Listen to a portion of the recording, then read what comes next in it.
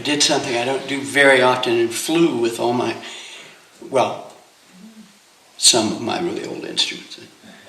I brought what my wife refers to this particular touring rig as the Antiques Roadshow.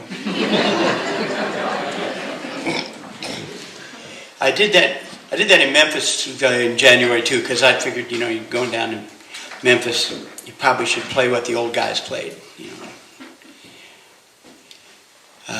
But you always like say a prayer when you check them in.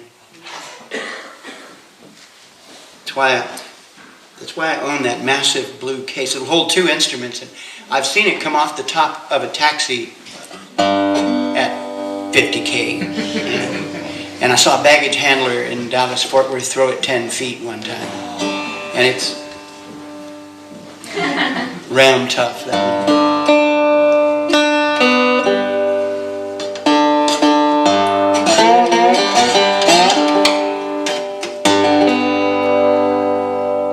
Let's see what to do. This is a song about Tampa Red. Tampa Red was the king of pre-war Chicago blues. So maybe him and Big Bill Broomsey split the crown every now and then. Tampa Red was he was a light reddish-skinned and red-headed albino black guy born in Florida but grew up born in Georgia but he grew up in Florida. So everybody called him Tampa Red. And he made tons of records. He was one of the guys who first popularized the resophonic style guitar like this. People call them a Dobro because Dobro was one of the 2 companies that made the best ones.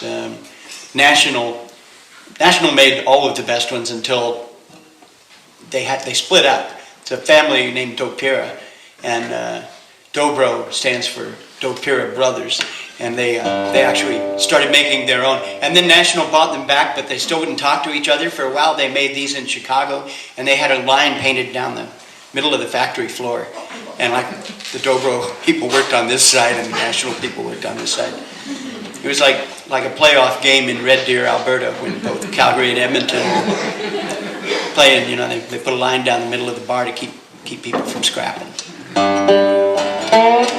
Not an issue, really, this playoff.